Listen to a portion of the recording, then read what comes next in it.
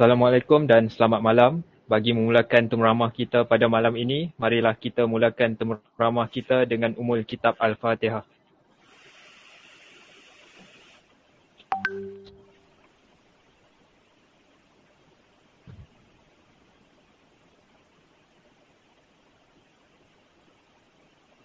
Amin amin ya rabbal alamin. Saya Wan Hari Luqman Bewan Mazlan, moderator kumpulan untuk malam ini.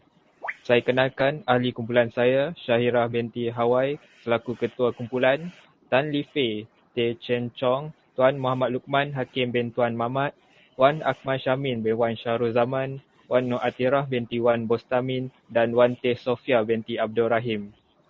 Kami pelajar BPD 14402 Soil Mekanik Seksyen 1 Kumpulan 8 dari Fakulti Pengurusan Teknologi dan Perniagaan UTHM. Panel jemputan kami, Encik Ahmad Afendi merupakan seorang yang berpengalaman di dalam bidang pembinaan, khususnya kerja-kerja berkaitan tanah. Tanpa membuang masa, saya menjemput Encik Ahmad Afendi untuk memperkenalkan diri secara ringkas. Dipersilakan. Assalamualaikum dan salam sejahtera dan selamat petang. Saya Muhammad Ahmad bin Afandi, biasa orang panggil Ahmad Afandi saja. Umur sekitar 27 tahun. Saya asal daripada utara, orang Kedah. Pencapaian akademik tak adalah tinggi sangat. Saya hanya jurusan diploma saja.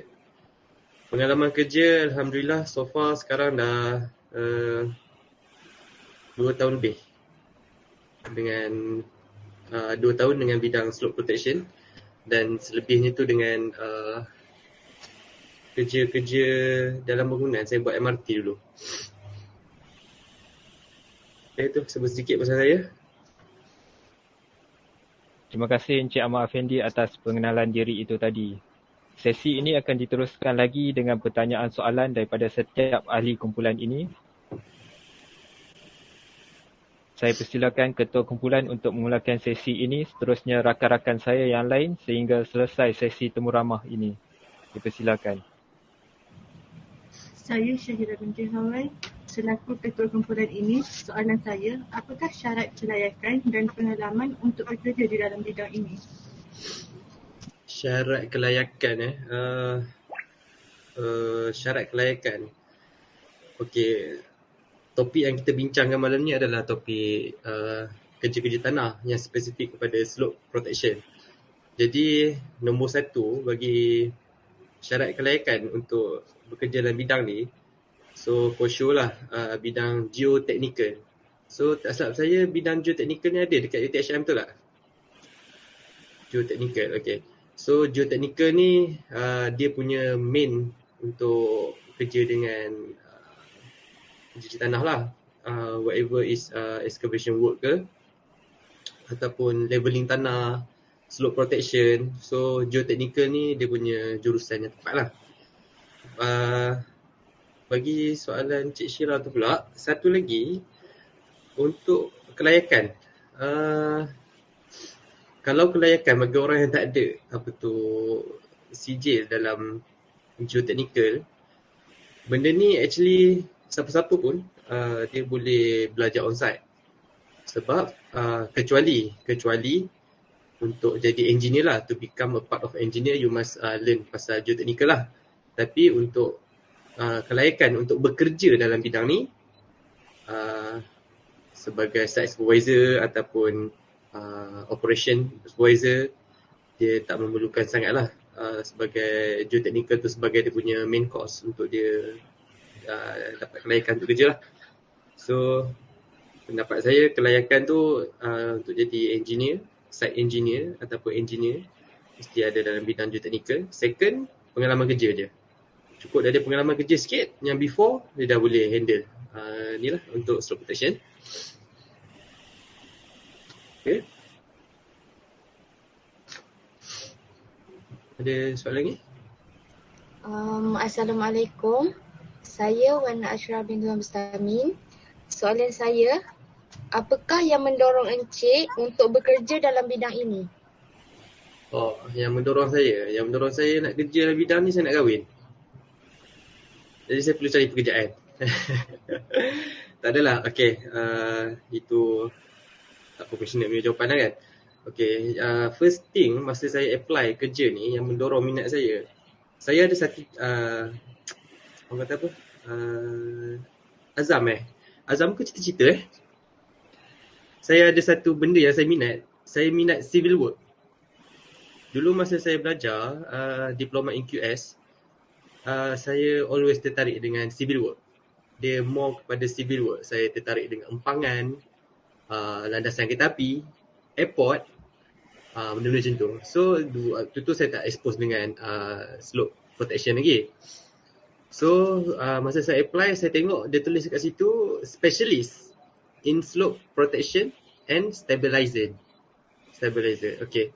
So, saya ni salah satu civil work yang mana specialist saja yang buat benda ni. Dia tak semua kontraktor boleh buat. Hanya kontraktor yang specialist in slope protection saja yang buat ni. So, itulah daripada minat saya yang minat civil work. So, sebab tu saya ambil lah job ni. Okey, terima kasih. Ya, sama-sama.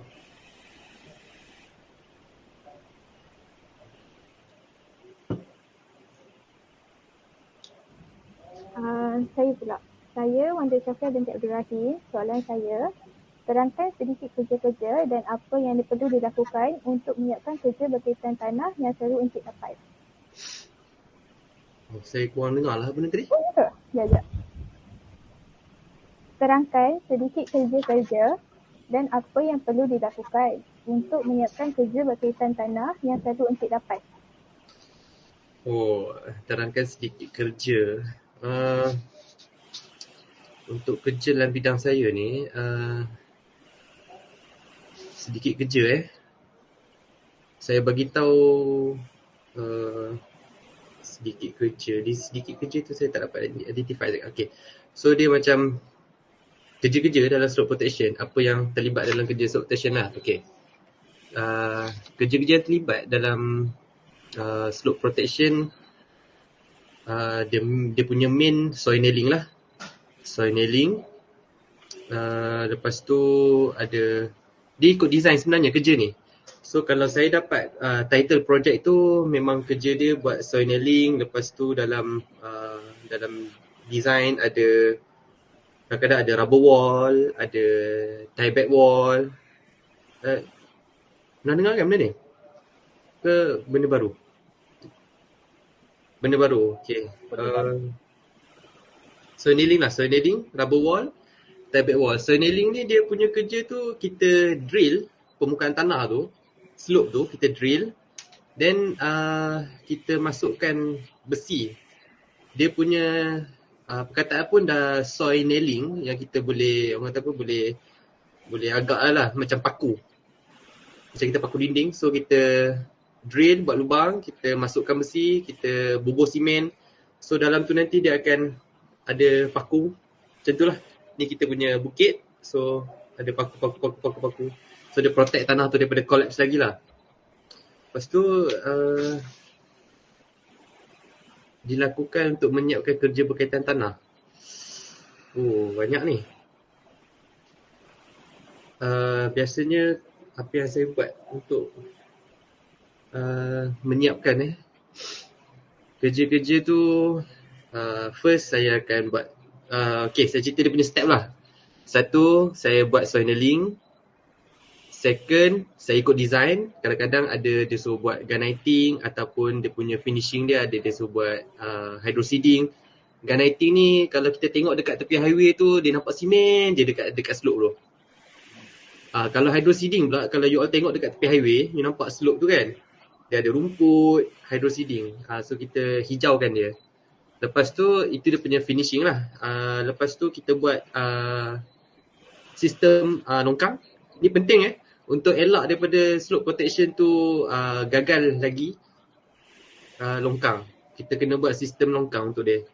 So untuk elak air tu direct jatuh atas kita punya permukaan slope, ataupun air-air yang daripada bukit-bukit yang atas tu. Lepas tu saya ingat drainage lah, sebab saya punya job step biasanya last kali akan buat drainage lah. Okay.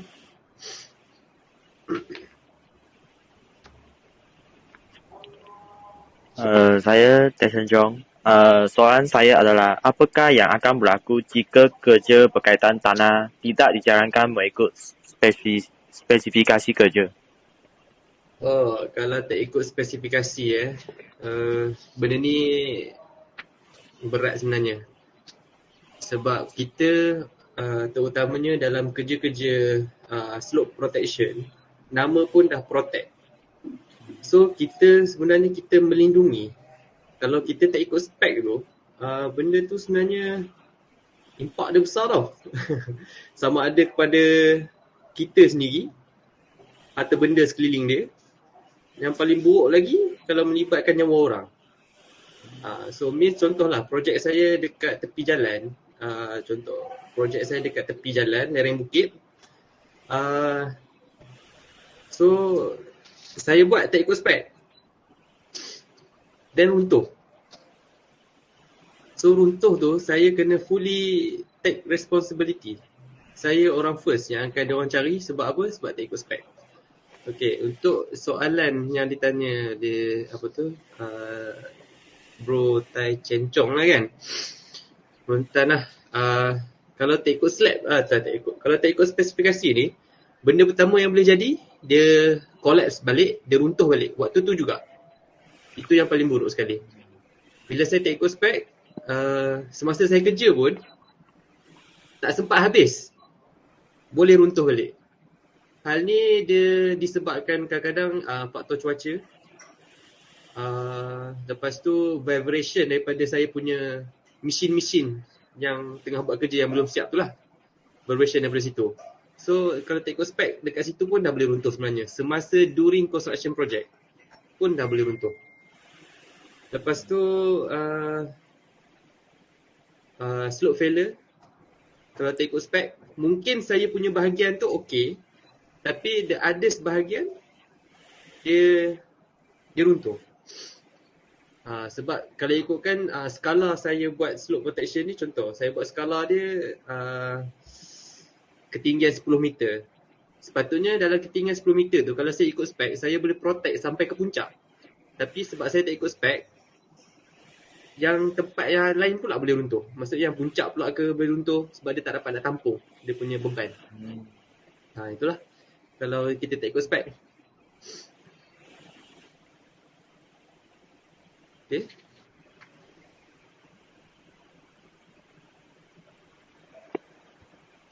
Terima kasih.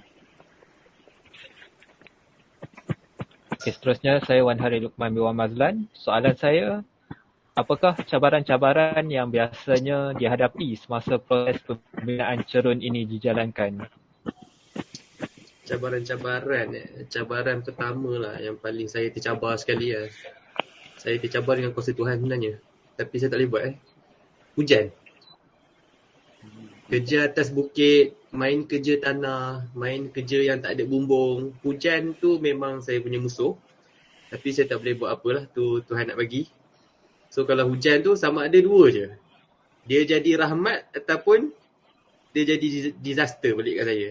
Kalau rahmat tu dia tak menyebabkan saya punya site bertambah teruk. Second, saya dapat cuti. Kalau hujan ni automatik kerja tak boleh jalan. Kalau dia disaster tu, kita tengah protect tapi kita tak fully protect lagi.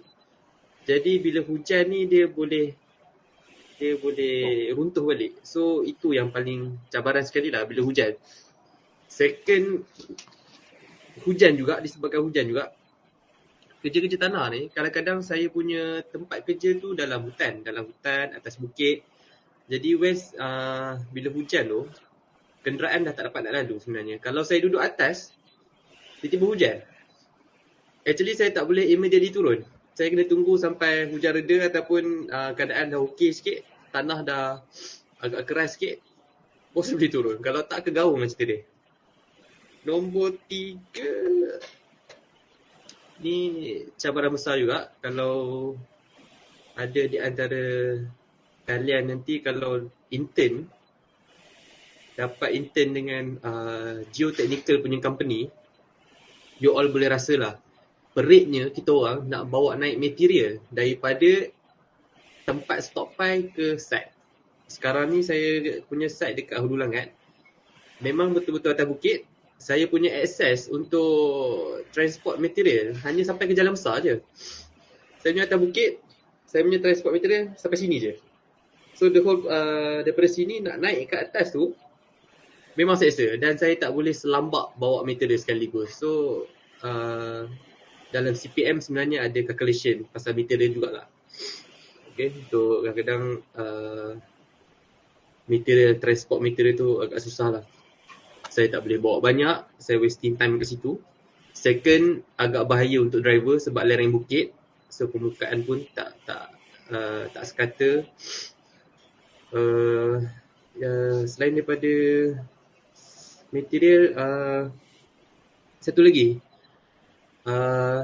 tak ada line. Kadang-kadang saya ingat lagi projek saya dekat Cameron, betul-betul tak ada line. Saya nak contact orang, kena turun sikit sampai berdekatan dengan tempat yang lapang ke apa, baru saya dapat contact orang. Ataupun guna walkie-talkie.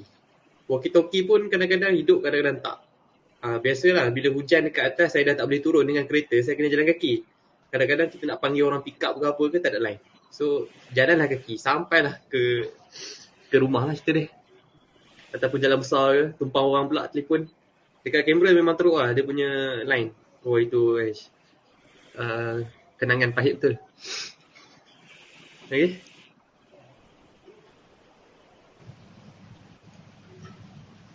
Nama saya Wan Akmal Syamil bin Masyarakat Zaman. Soalan saya, adakah pembinaan cerun memerlukan cara pembinaan reka bentuk atau cara kerja tertentu sebelum proses pembinaan dijalankan?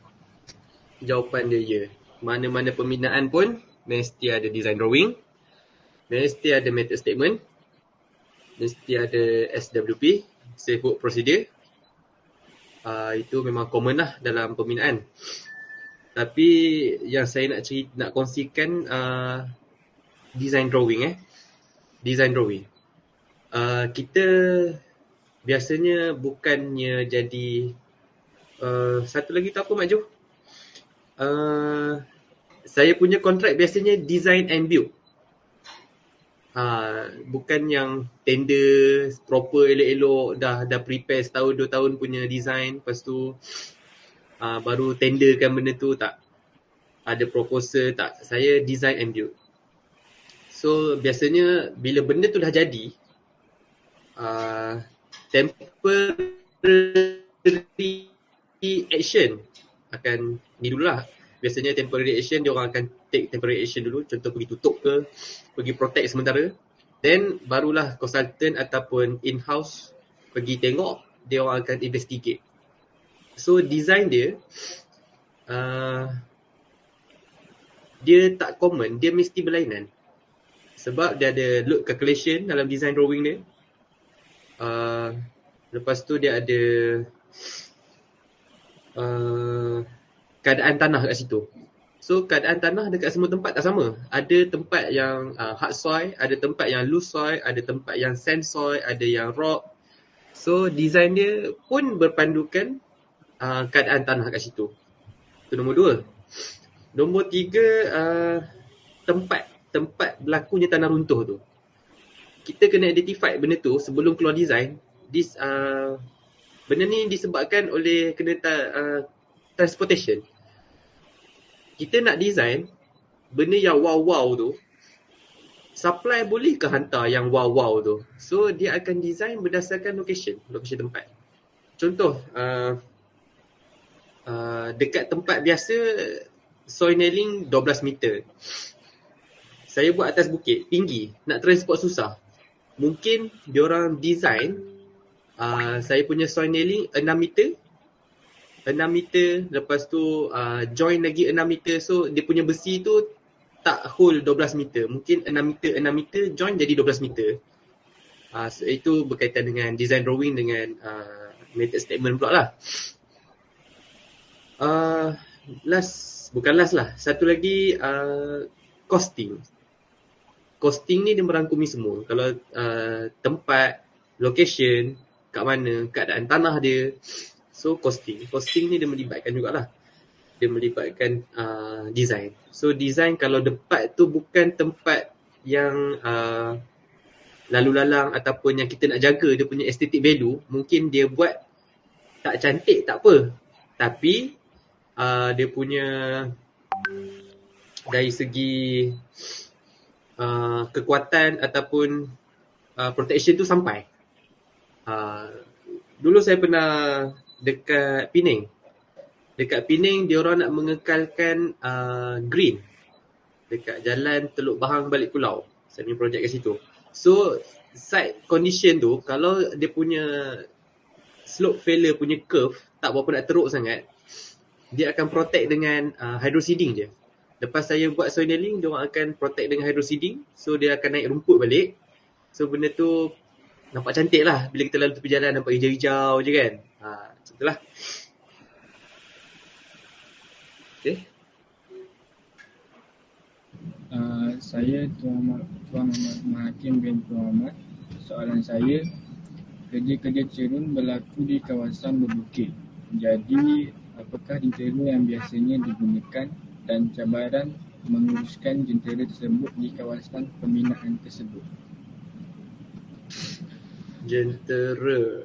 Okey. Kerja-kerja yang saya buat ni, dia tak melibatkan banyak jentera.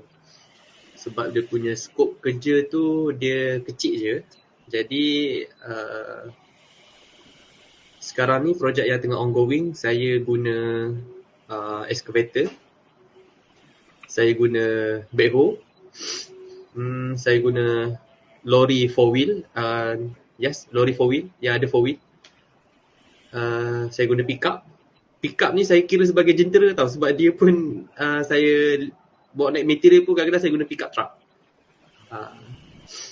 Lepas tu saya guna, okey, sekarang ni saya guna benda ni je lah dekat site saya, kalau jentera lah. Lain-lain tu tak ada saya rasa. Yang lain tu machinery. Machinery yang saya pakai compressor. Lepas tu adalah soil nailing punya machinery. Lepas tu awak tanya tadi cabaran menguruskan jentera tersebut. Allahu Akbar. Cabaran dia, kalau rosak, foreman susah nak datang. Sebab apa? Dalam hutan, jauh, kadang-kadang dia tak boleh naik sendiri. Dia tak boleh pergi sendiri. So saya kena ambil dia, bawa masuk hutan, naik bukit. Lepas tu dah sampai atas pula, spare part pula tak ngam. Dia pergi, kita nak pergi tengok contohlah kan, excavator saya hydraulic dia pecah, hose hydraulic dia pecah.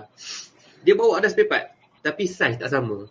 Udah turun balik. So dah wasting time, dia akan drag saya punya masa lah.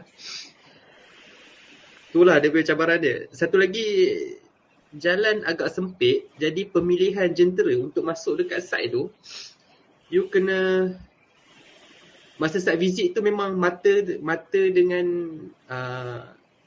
creativity thinking dan critical thinking tu kena tinggi. Mana kata sekali kita tengok site tu, kita dah dapat agak, aku nak pakai excavator size apa, jentera apa je yang aku boleh sumbat dalam ni, aku nak stockpile kat mana. Lepas tu nak parking kat mana. Atas bukit bukan suka-suka boleh parking Atas bukit you are parking, kalau you punya operator parking dekat lereng bukit ataupun dekat kawasan tanah lembut, once hujan, memang dia boleh menggelusur dan boleh jatuh gaung lah. Saya ada pengalaman baru je, dalam 2 minggu lepas, saya punya jentera sebiji jatuh gaung. 210k. Alphard sebiji.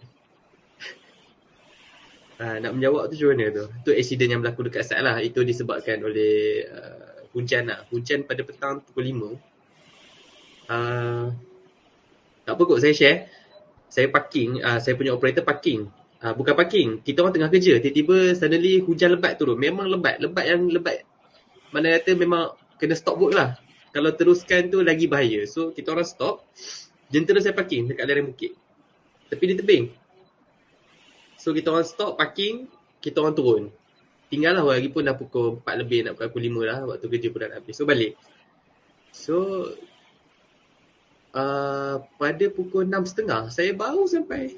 Tak masuk parking lagi, baru sampai nak buka pagar. nak masuk kereta, saya punya workers telefon.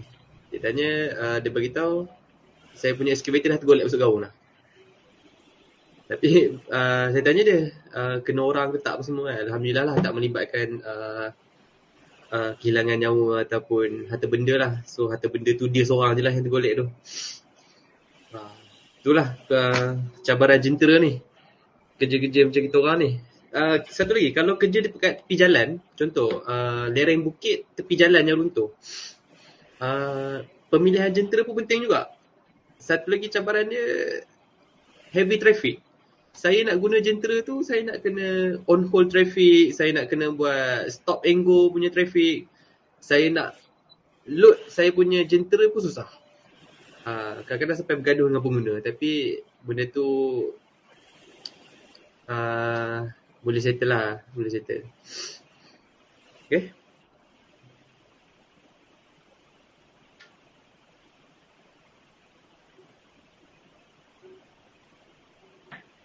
Saya Tan Li Fei, soalan saya lah, apakah faktor yang mempengaruhi kegagalan sebelum berlaku?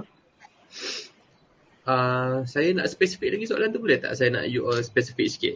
Faktor kegagalan semasa saya buat ataupun faktor slope tu daripada awalnya okey tapi dia fail, dia gagal? Ke fail bila saya dah buat?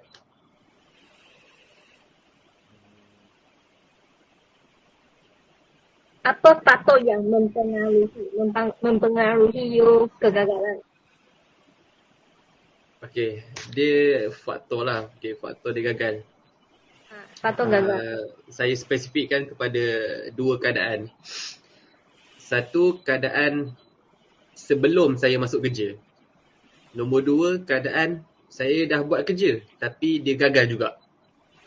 Okey, yang pertama tadi, sebelum saya masuk kerja dia gagal. Biasanya ada slope failure ni kadang-kadang disebabkan climate daripada kita punya cuaca, hujan yang ekstrim, lepas tu aktiviti pembalakan, lepas tu ada pergerakan tanah, jalan atas, slope bawah ni. Masa kita buat tu mungkin dah bertahun-tahun, berpuluh-puluh tahun dulu jalan tu. So daripada setiap hari ada kenderaan yang lalu. So dia ada vibration tau. Vibration daripada kenderaan yang lalu tu. Dia langgar jalan-jalan. So slope bawah ni kadang-kadang makin lama dia boleh fail lah. So dia boleh runtuh. Dia tambah pula dengan hujan ke. Lepas tu ada laluan air bawah tanah. Laluan air bawah tanah. Tu pun boleh menjadikan dia sebagai faktor kegagalan jugalah. Situasi yang kedua, faktor kegagalan selepas saya dah protect tapi dia gagal. Masih gagal. Okey. Saya pecahkan lagi kepada dua. Gagal dalam tempoh defect period ataupun gagal selepas tempoh defect period. Masa defect period ni mungkin, apa soalan tadi yang ada you all tanya saya tadi pasal spesifikasi. Tak ikut spesifikasi, tak follow method statement, ataupun method statement yang tak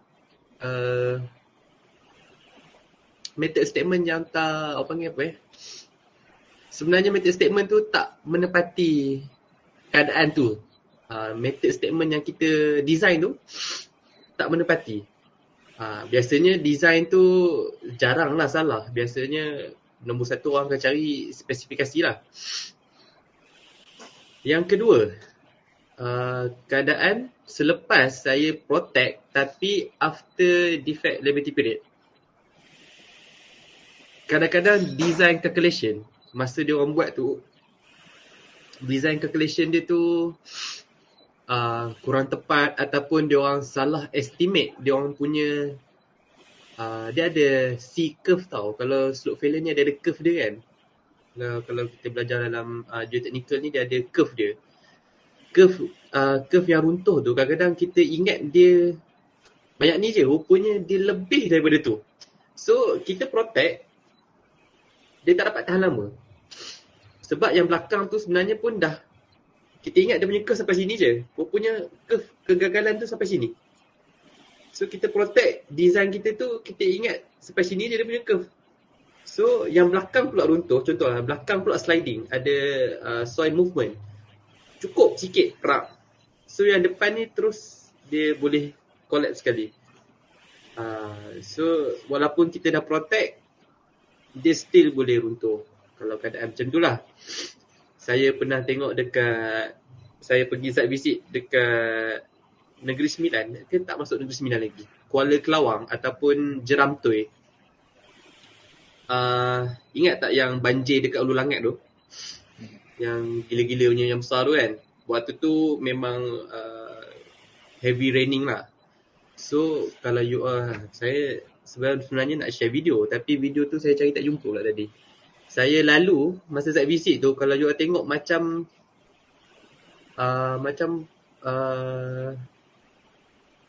macam air sungai yang lalu kat situ. Padahal dia hujan dan tanah runtuh je, tapi macam ada air yang langgar, pam, dia dengan batu-batu yang sebesar-besar alam duduk atas jalan, tanah runtuh. Saya tengok pun takut sebenarnya. So tu pun boleh di faktor yang mempengaruhi kegagalan cerun lah.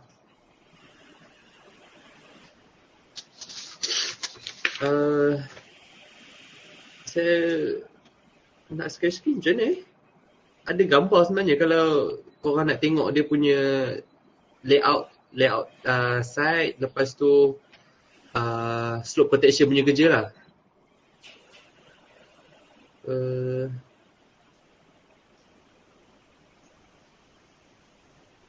Boleh tekan yang present now tu.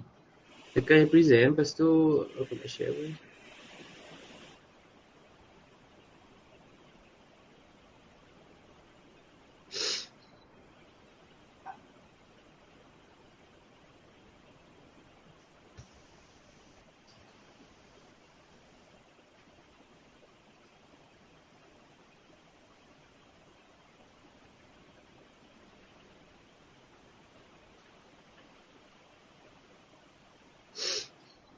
Okey, dia punya site layout lah.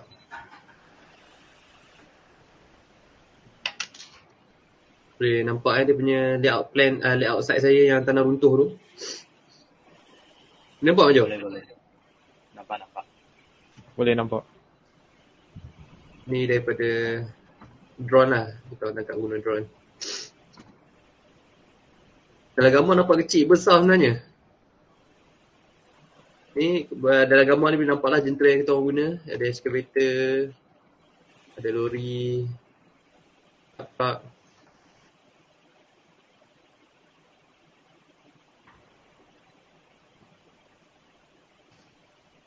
So, excavator tu lah yang terbalik masuk gaung tu.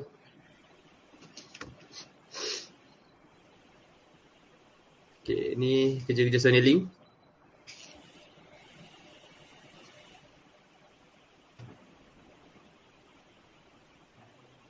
Pasang perancah untuk letak kita punya mesin supaya boleh drill tanah tu. Kita letak betul-betul dekat ni macam ni. Actually soil nailing dia ada design degree dia tau. Bukan sewenang-wenangnya kita cucuk besi tu masuk. Dia ada sudut dia. Biasanya 45 degree lah.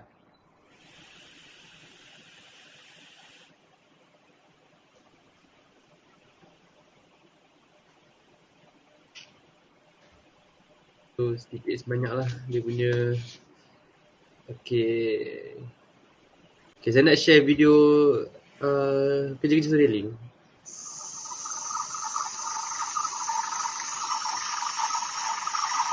Pada kita guna mesin tu, kita drill bukit tu.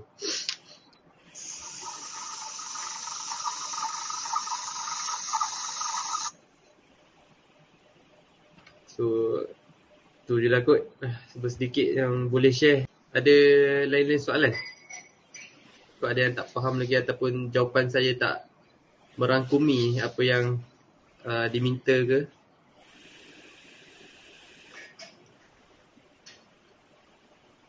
Okay, saya rasa soalan-soalan semua dah terjawab. Dengan berakhirnya soalan-soalan itu tadi, maka berakhirlah temu ramah kita pada malam ini.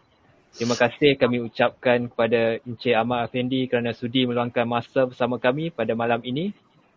Sebelum mengakhiri sesi temu ramah ini, marilah kita mengambil gambar sebagai kenangan. Nak macam ni?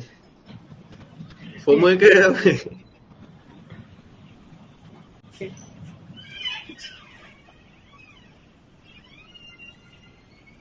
Okay.